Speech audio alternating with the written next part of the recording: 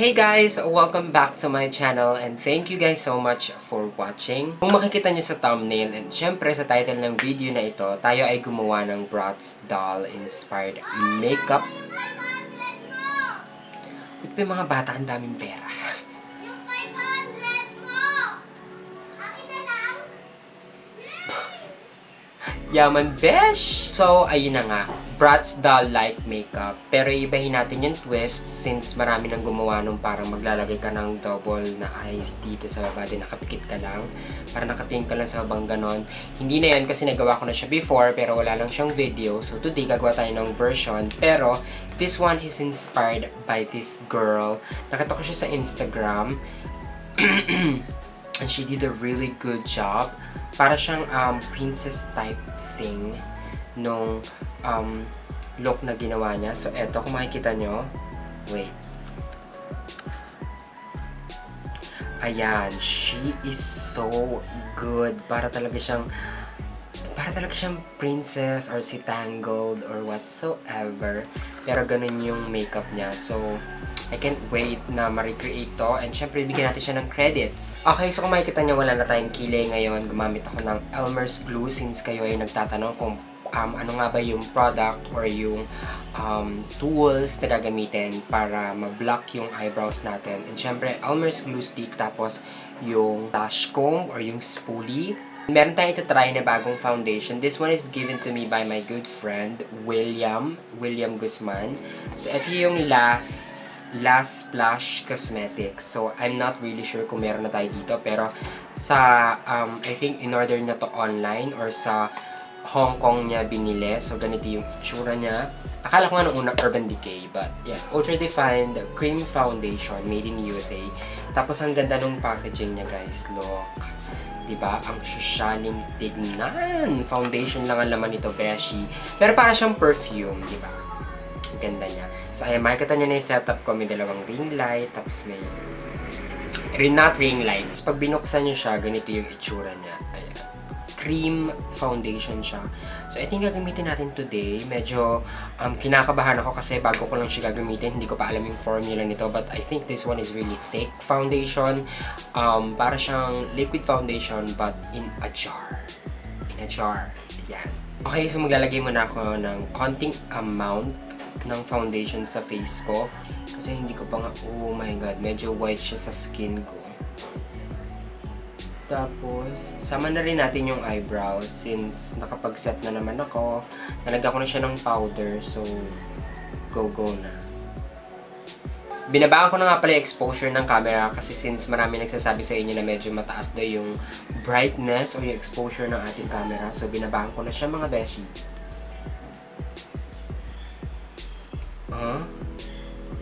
Parang hindi siya bongga kapag try natin sa brush.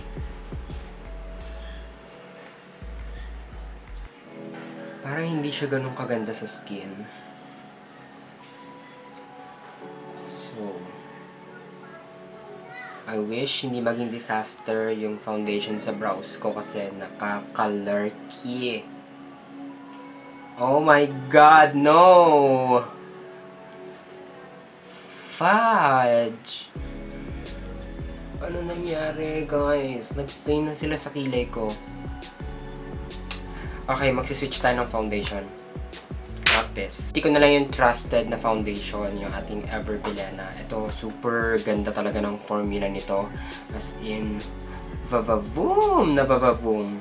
See? Lapat na lapat talaga siya sa balat. So, by the way, I'm using my all-time favorite, Miss Bella Beauty Sponge in pink. This one is super duper full coverage. So, kasi yung makeup na yon, ang flawless talagang tignan ng face niya. So, dapat maging ganun din tayo. Okay lang na malagyan ng foundation yung lips niya. Mas maganda yon kasi buburahin natin siya later. Nagagawa tayo ng bagong lips.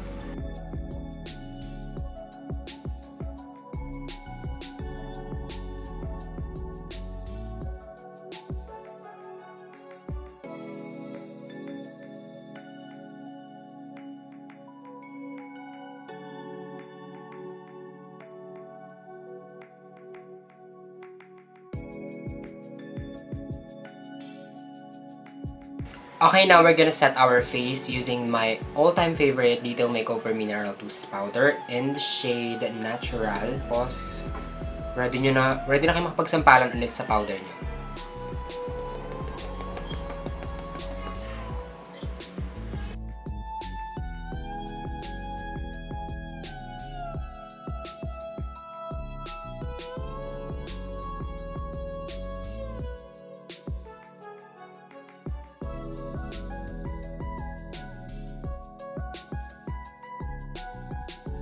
After nyan, hindi na ako maglalagay ng concealer.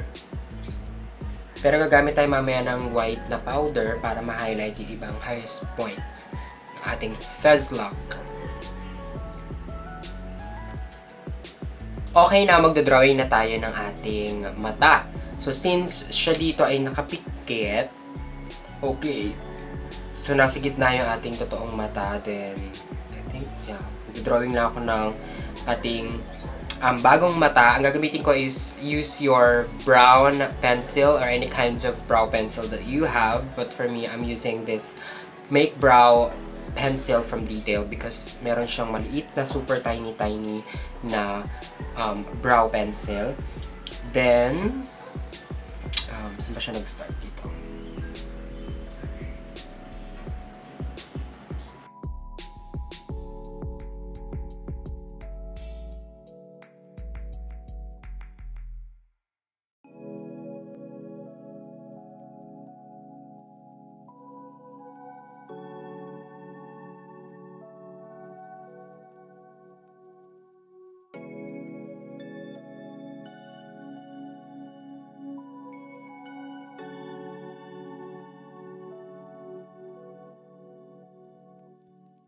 Okay, so kung makikita nyo, ayan, ito na yung bago nating mata. Since nakapikit naman tayo dito later on. So, ayan na siya. So, mag-draw na ako ulit sa kabilang mata. Ito yung mas mahirap kasi dahil kailangan magpantay yung mata. Baka mamaya itsura niya is naduling. Kailangan natin mag-focus, guys.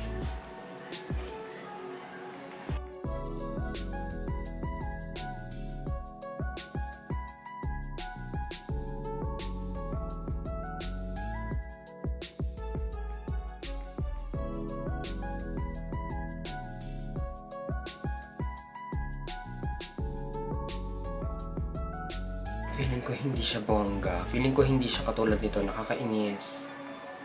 How? Or baka dahil kasi may lashes na yon.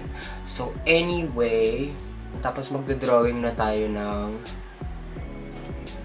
malaking circle.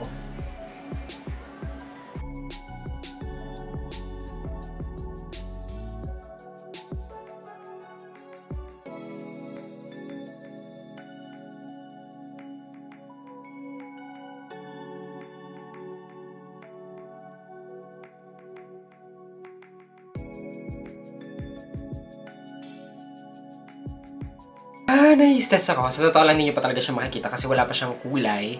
So, later on, kukulayan na natin siya. And next, mag-drawing muna ako ng kilay.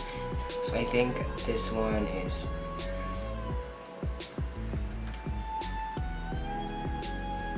So, dito siya nakahawak. Kung saan siya nakatingin.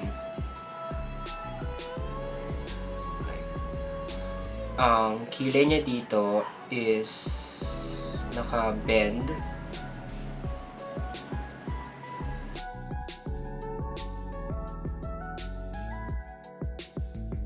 Tapos, yung kabilang kilay niya is natural lang.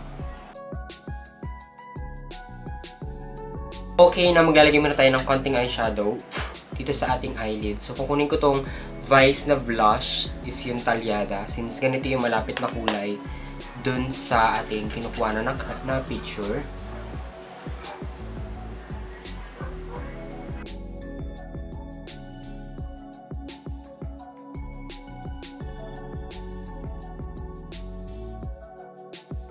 Para magkaroon ng depth.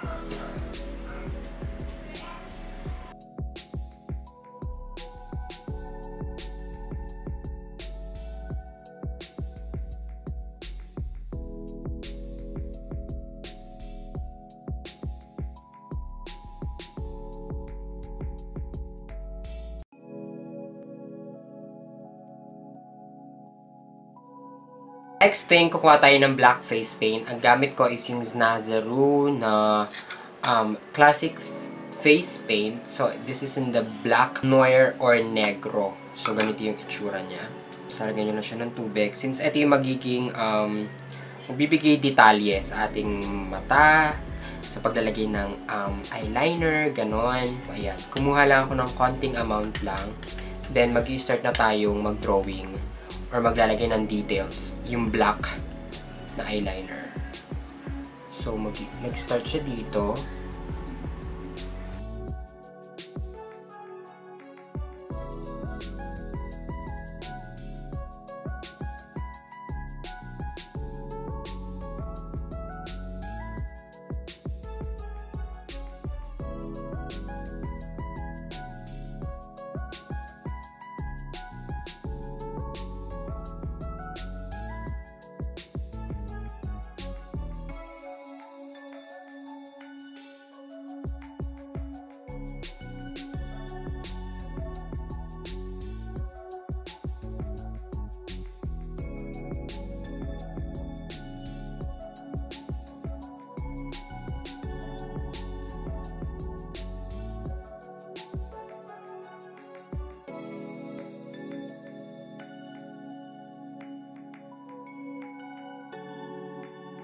Okay, tas kukuha tayo ng white na face paint. Ayan.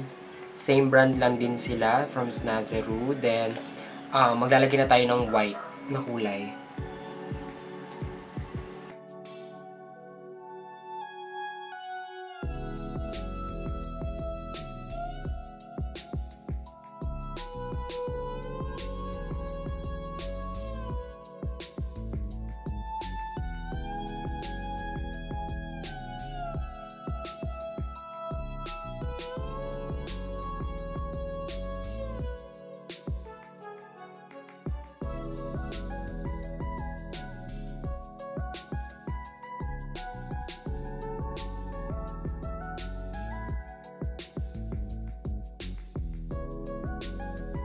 So now, isiset naman natin yung ating white na face paint using your white eyeshadow, kahit anong kulay, kahit anong white na eyeshadow na meron kayo. Then, isiset nyo lang siya.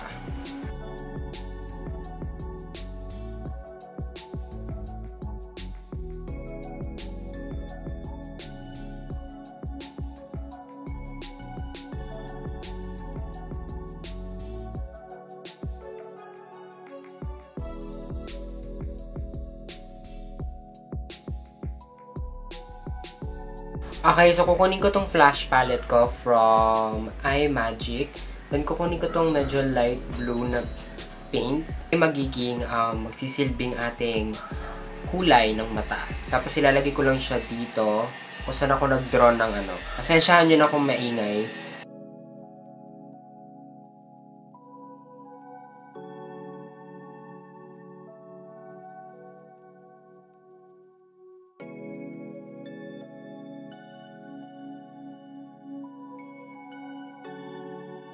Okay, now we're gonna set this using a dark blue color.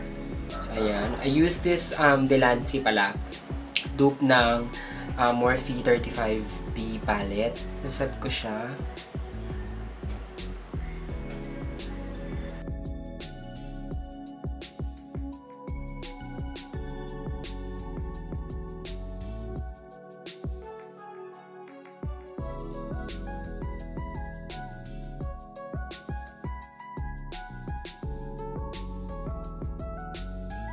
Tapos ngayon, babalik tayo sa black na face paint para naman sa itim ng ating mata.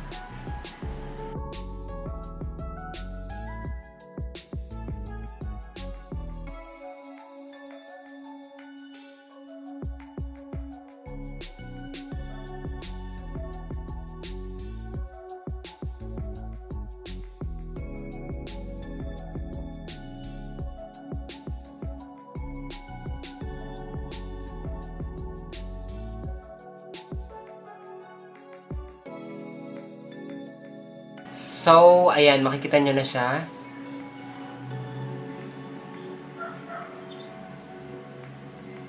Okay, ngayon babalik na tayo ulit sa black para i-define.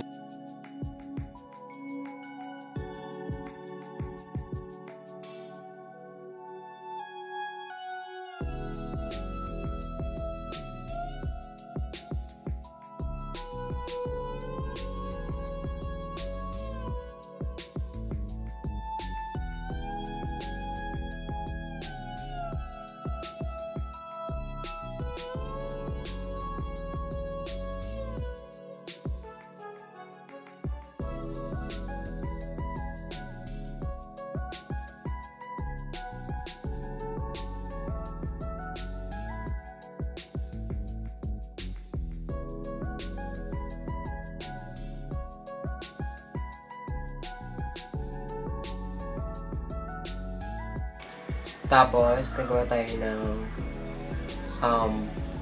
lashes.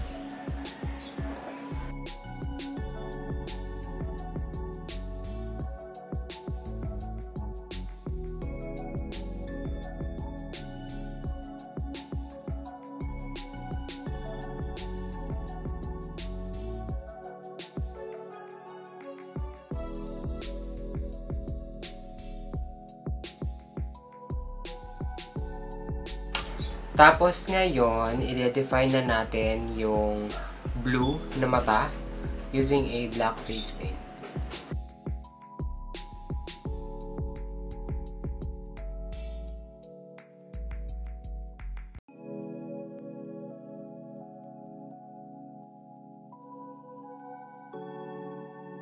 Okay, so ayan na. Malalagyan na lang tayo ng mga shadow para mas mukhang real-like yung itsura niya. Okay, so kung makikita nyo guys, naglagay ako ng crease. Ayan, ginamit ko lang yung pencil na to. Okay, so ayan, makikita nyo, may naglagay na rin ako ng white na face paint. So ngayon, kukuha tayo ng medyo grayish na eyeshadow para yun yung gamitin natin or gawin nating pang shadow dito sa ating mata. Okay?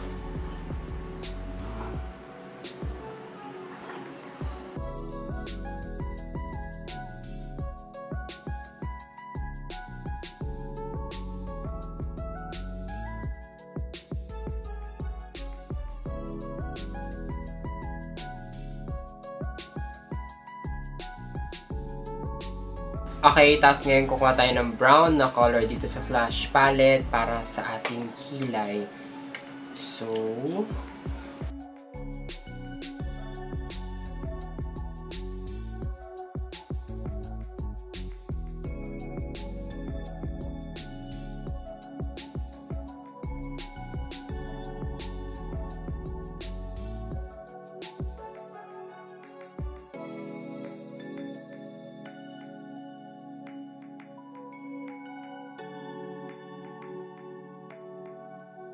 So, ayan na, meron na tayong kilay na parang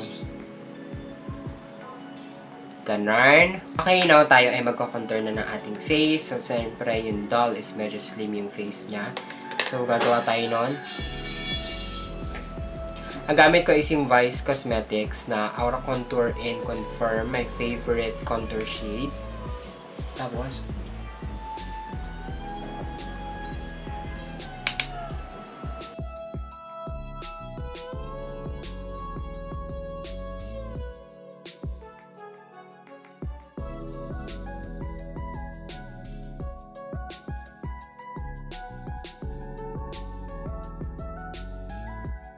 okay, sa nose naman, kailangan natin paliitin ulit just because struggle is real. So,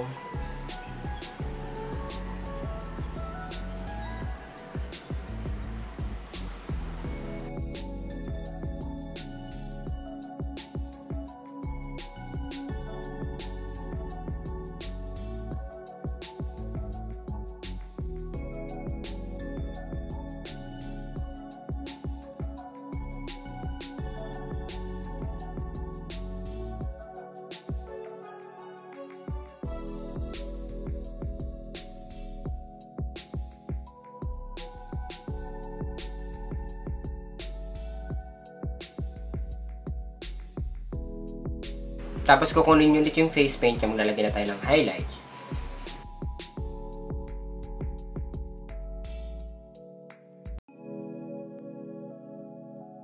Okay, so maglalagay tayo ng freckles. Kukunin ko ulit yung, since ito ay parang face paint thing na makeup, so gagamitin ko ulit yung flash palette, then yung maliit na brush, tapos freckles.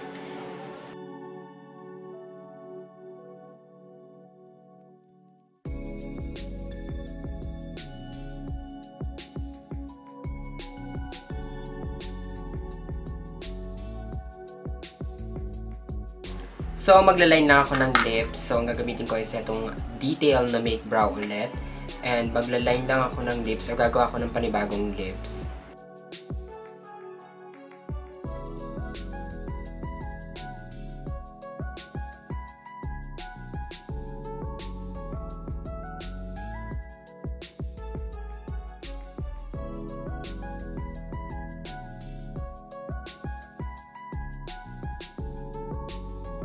Tapos for my lipstick, gagamitin ko tong NYX Lingerie in Lace Detail.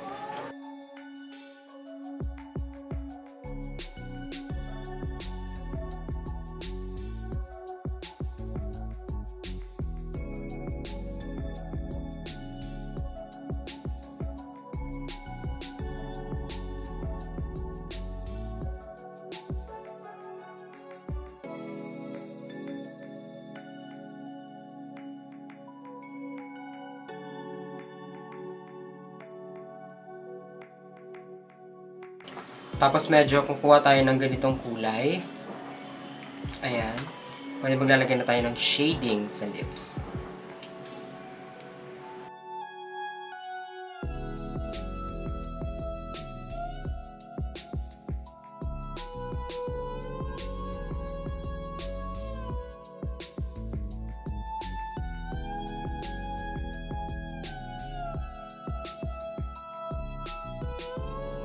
Kumuha tayo ulit ng white face paint para maglagay ng shadow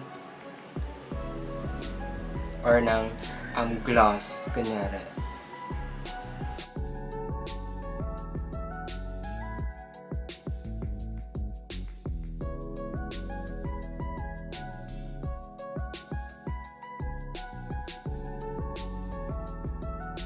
Okay, so tapos na tayo maglalagay na ako ng wig, then I will be right back to you guys para sa ating final aura.